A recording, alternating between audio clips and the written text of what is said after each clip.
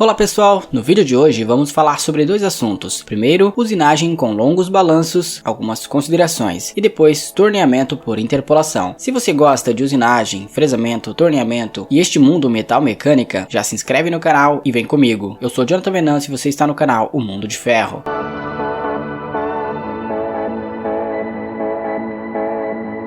Bem-vindos ao canal O Mundo de Ferro. Antes de começar o vídeo, pessoal, por favor, não se esquece de deixar o like. Vamos lá. Ao usinar com longos balanços, a vibração sempre passa a se tornar um problema quando o diâmetro da ferramenta excede 4 vezes o D. Não é possível evitar totalmente as vibrações em operações de usinagem, mas há várias maneiras de reduzi-las. Uma delas é utilizando barras de mandrilhar antivibratórias. Vamos falar sobre elas. Com frequência, a vibração é o parâmetro limitador para aumentar o resultado da máquina, ou seja, redução da velocidade, avanço e profundidade de corte. As barras de mandrilhar antivibratórias foram desenhadas para minimizar as vibrações por meio de um amortecedor dentro do corpo da ferramenta ou uma cabeça mais leve. Ao usar barras de mandrilhar antivibratórias, você pode aumentar os parâmetros de corte e ao mesmo tempo obter um processo mais seguro e sem vibrações, com tolerâncias estreitas, bom acabamento superficial e taxas de remoção de metal muito mais altas, o que, em resumo, reduz o custo por peça. A maioria usa barras de mandrilhar antivibratórias quando há longos balanços e acessibilidade ruim. Porém, a excelente produtividade aumenta e as melhorias do acabamento superficial são obtidas, mesmo em balanços mais curtos, mesmo acima de 4 vezes D. Não importa se você deseja aumentar a remoção de metal, melhorar seu acabamento superficial, elevar a segurança de seu processo ou reduzir os custos de produção, você certamente usufruirá do silêncio. Considerações para hastes cilíndricas. Use uma fixação ranhurada sobre a base para pelo menos 4 vezes o D. O momento da barra de mandrilhar deve ser considerado. Pode ser necessário usar um contrapeso dependendo do diâmetro e balanço. Usinagem com longos balanços. Em tornos com barramento plano, a usinagem interna usando uma luneta e barra de mandrilhar longas é uma operação típica. Use barras de mandrilhar antivibratórias para minimizar as vibrações, reduzindo a necessidade de cabeçotes especiais de mandrilhamento com guias de apoio. Barras de mandrilhar antivibratórias podem ser montadas na torre ou na contraponta. Usinagem com longos balanços em centros de torneamento. Em centros de torneamento, barras de mandrilhar longas criam problemas extras com vibração e também riscos de colisão quando outras ferramentas são usadas. Ao utilizar barras de mandrilhar antivibratórias, estes potenciais problemas podem se tornar uma vantagem competitiva. Combine barras de mandrilhar com o maior tamanho de fixação possível para a estabilidade máxima da flange do acoplamento. Unidades de fixação externas não precisam ter o mesmo tamanho, pois são ferramentas diferentes. Usinagem com longos balanços em máquinas multitarefas horizontais. É comum as máquinas multitarefas horizontais grandes usinarem furos longos. As máquinas adotaram estações de carregamento separadas para barras de mandrilhar longas que o magazine normal pode lhe dar. Essas barras de mandrilhar também estão disponíveis com ATC, ou seja, troca automática de ferramenta, para que cabeças de corte diferentes sejam armazenadas no magazine normal. Usinagem com longos balanços, agora em centros de usinagem. Devem ser feitas 3 considerações sobre a folga ao utilizar uma fresa antivibratória. Primeiro, montagem com fresa de diâmetro estendido, folga por todo o trajeto. Segundo, montagem com fresa de diâmetro nominal e adaptador de haste reduzida, neste caso, folga ao longo da haste reduzida. E terceiro, montagem com fresa nominal, não tem folga neste caso, como você pode ver nas imagens A, B e C. E você, tem algum processo que precise utilizar um longo balanço na sua usinagem? Se sim, deixa aqui nos comentários que eu quero saber. Vamos falar sobre torneamento por interpolação. O torneamento por interpolação foi desenvolvido para centros de usinagem avançados e máquinas multitarefas com eixo B. Uma operação de torneamento pode ser realizada por meio da interpolação com os eixos X e Y em direção circular e girando o fuso da máquina alinhado com o contorno rotacional. O movimento circular pode aumentar ou diminuir o diâmetro para produzir operações de faceamento ou ser combinado ao eixo Z para produzir um furo ou um diâmetro externo. Torneamento por interpolação versus método tradicional. Todos os conceitos de máquina foram desenvolvidos para fornecer opções multifuncionais. As operações de torneamento, furação e fresamento podem ser realizadas em máquinas com cabeçote móvel, até os centros de usinagem de 5 eixos. As operações de torneamento usam o eixo da máquina para girar a peça ao redor do eixo de simetria do componente. Características simétricas em peças não simétricas têm os usado ferramentas de mandrilhar para diâmetros paralelos em centros de usinagem estándar. Porém, quando contornos são necessários, normalmente o fresamento por interpolação circula ou um cabeçote no eixo W tem sido exigido para gerar o perfil. O torneamento por interpolação não compete com a eficiência da usinagem das operações tradicionais de mandrilhamento ou de torneamento, porém ele propicia uma opção viável ao método tradicional. Agora, quais são as limitações do torneamento por interpolação? As limitações do método